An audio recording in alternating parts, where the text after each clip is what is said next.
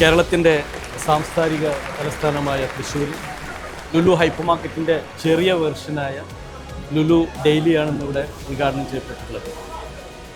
തൃശ്ശൂരിലെ സ്നേഹസമ്പന്നരായ ജനങ്ങൾക്ക് ഈ സംരംഭം സമർപ്പിക്കുമ്പോൾ തൃശ്ശൂരിൻ്റെ വ്യാപാര ശൃംഖല മേഖലയിൽ ഒരു മുതൽക്കൂട്ട് കൂടിയാണ് ഈ ലുലു ഡെയിലിയുടെ ഓപ്പണിംഗ്.